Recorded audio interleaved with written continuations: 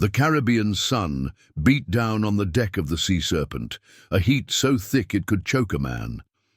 Captain Elias Thorne, a man whose face was a map of old scars and sun-bleached defiance, rubbed the sleep from his eyes, the remnants of a rough night's rum still clinging to his senses. His crew, a motley collection of hardened men from every corner of the globe, were an unsettlingly quiet lot this morning.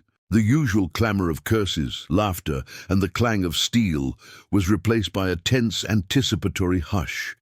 He walked onto the main deck, his boots thudding softly on the worn planks. The air was charged with something ugly, something a seasoned pirate could feel in his bones. He saw the source of the silence immediately. In the center of the deck, lashed to the mast, was a woman. Her silver silk dress was torn and stained, and her hands were bound tightly behind her back. Her hair, the color of midnight, was disheveled, but her posture was straight, her head held high. She was a vision of defiance in the heart of chaos. "What is this?" Elias's voice was a low growl, cutting through the tense air. First Mate Finn, a hulking man with a perpetually scowling face, stepped forward. "We found her, Captain. Her ship, the Lady Anne, was torn apart in the storm last night. She's the sole survivor. The men, they want to sell her." Elias's gaze fixed on the woman. Her eyes, a striking blue, met his, not with fear, but with a cold, unwavering pride. He recognized her. Lady Isabella Moreau, daughter of a French nobleman, married to a wealthy British merchant who had died just a year prior. Her face had been in every port's gossip. Sell her? To whom? Elias's voice was dangerously calm. "To the highest bidder, Captain," Finn said, a cruel smirk on his lips. "The men have already started." Around her, the crew was indeed placing bets, their voices low and predatory. Elias felt a cold knot of disgust tighten in his gut. This wasn't piracy. This was barbarism. His ship might be a den of thieves, but it had its own grim code. Taking a woman as a prize and selling her to the lowest bidder was not part of it. It was a violation of the unspoken, brutal pact they all shared. He stalked towards the mast, his presence a dark storm of authority. "Finn, get the men to their stations. We are not a slave ship." "But, Captain, we haven't had a proper prize in weeks," a sailor named Blackjack shouted, his face contorted with greed. "She's worth a fortune." Isabella, until now silent, spoke for the first time, her voice clear and strong. "They're right. I am a noblewoman. The crown would pay handsomely for my ransom. You should have taken that route." Elias ignored her, his eyes locked on Finn. "This ends now. Untie her." Finn hesitated, a dangerous flicker of rebellion in his eyes. "The men won't like it." "The men will do as they're told, or they can swim to the nearest island," Elias said, his hand resting on the hilt of his cutlass. The threat was clear and absolute. Reluctantly, Finn obeyed, untying the ropes from Isabella's wrists. The moment she was free, she didn't collapse or thank them. She simply straightened her clothes, looked at the captain, and said, "You have my gratitude, Captain. Now if you'd be so kind as to return me to Port Royal." Elias let out a sharp, humorless laugh. "Lady, you are a passenger on my ship now, and this isn't a pleasure cruise. You'll stay out of my way and keep your mouth shut." Isabella's eyes flashed. "I am Lady Isabella Moreau. I will not be ordered around by a common criminal." Elias leaned in, his voice dropping to a low, menacing whisper. "And I am Captain Elias Thorne. Right now on this ship, that makes me your god. Understand?" The tension between them was palpable, a fragile line drawn between two worlds, one of brutal lawlessness and the other of rigid, refined society. He had saved her from one kind of hell, only to drag her into another, and they both knew it. The stage was set for a brutal, unwilling partnership. The first few days with Lady Isabella aboard the Sea Serpent were a miserable dance of wills. She refused to eat the salted meat and stale biscuits, demanding fresh provisions. She argued about her living quarters, a small musty cabin, and insisted on being treated with the respect due to her station. Elias, for his part, found himself in a state of constant simmering frustration. "Captain," she said one afternoon, finding him hunched over a chart, a map of the treacherous coastal waters, "you have not mentioned a ransom. Are you not interested in the money I promised?" "A ransom is complicated," Elias replied without looking up.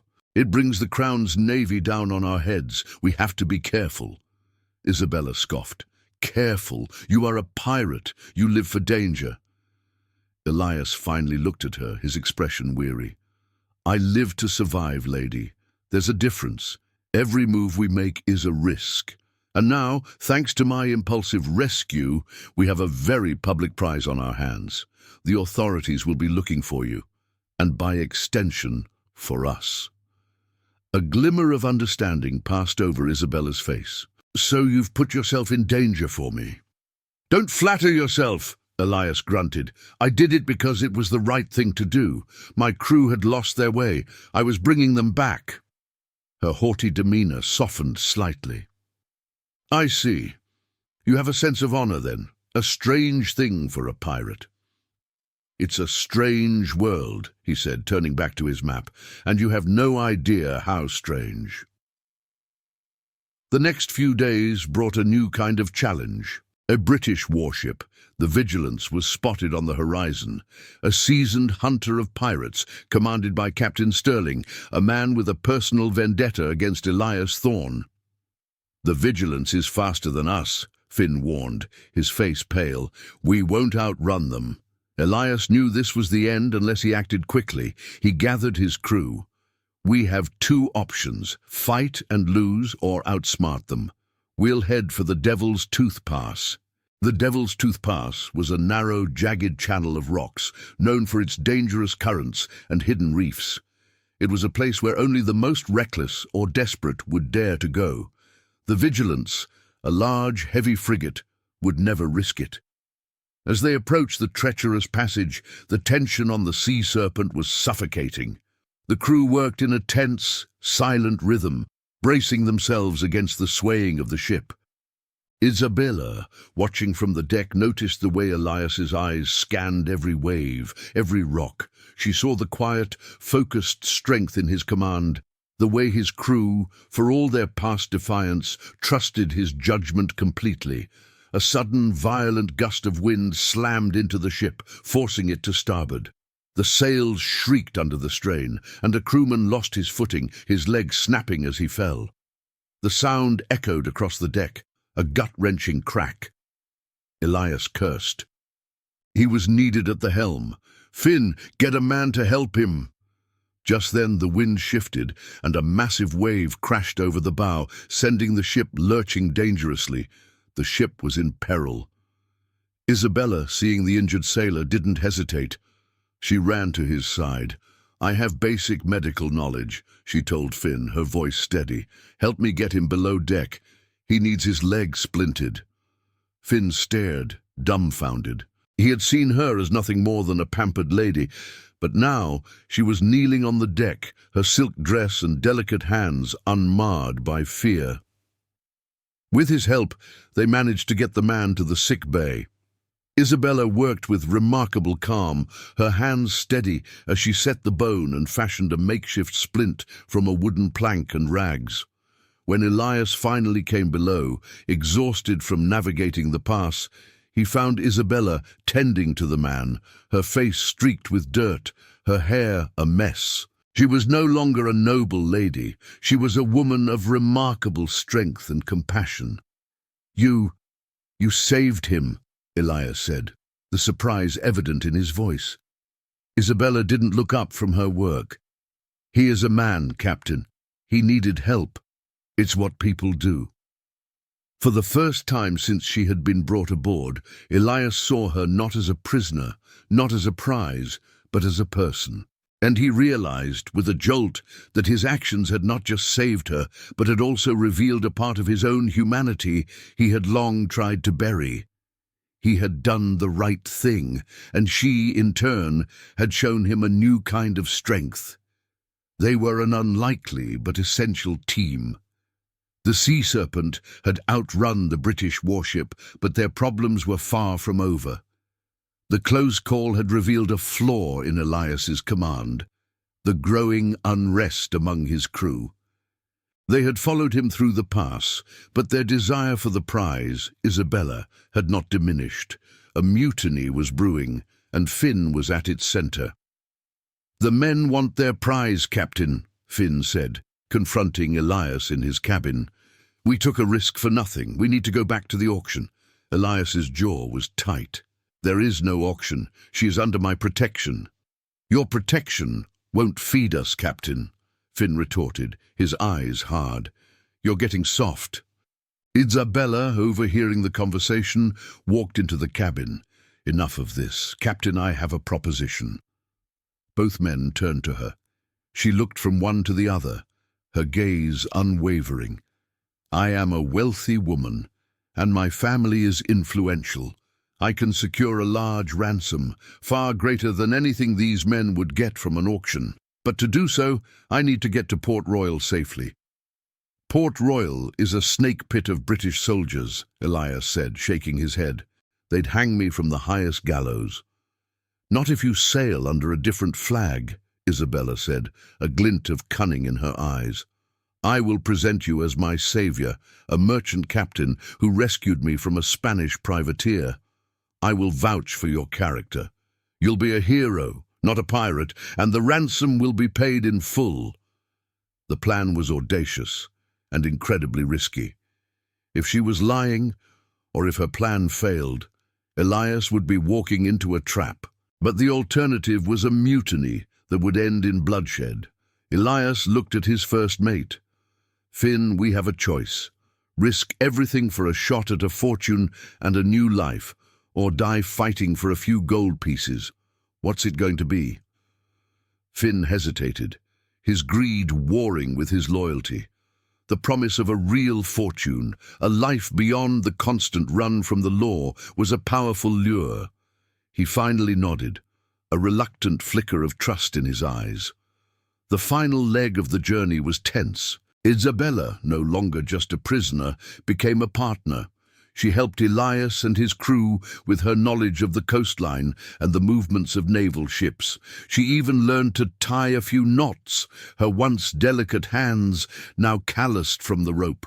She saw the men not as animals, but as individuals, each with a story of their own.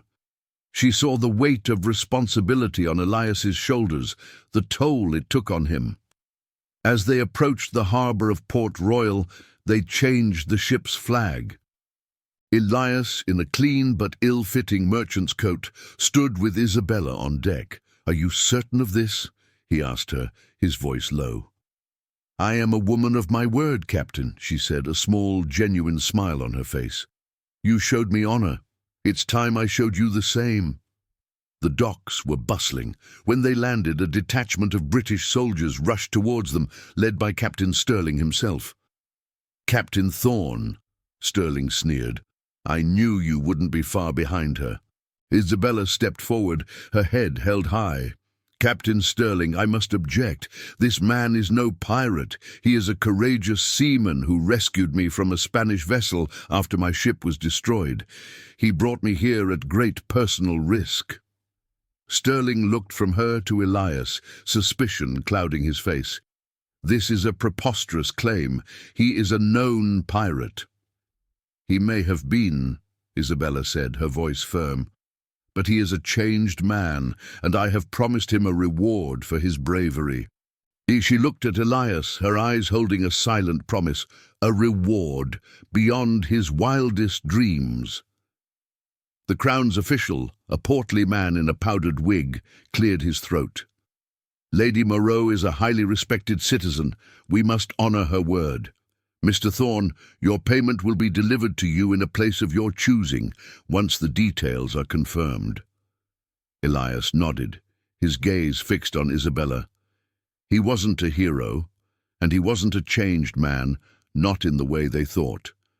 But he was something else now. He was a man who had chosen honour over greed, who had found a fleeting, fragile connection with a woman he was supposed to hate. The money was a good prize, but her silent acknowledgement was the true reward. As they walked away from the docks, a crowd of gawkers and sailors watched them.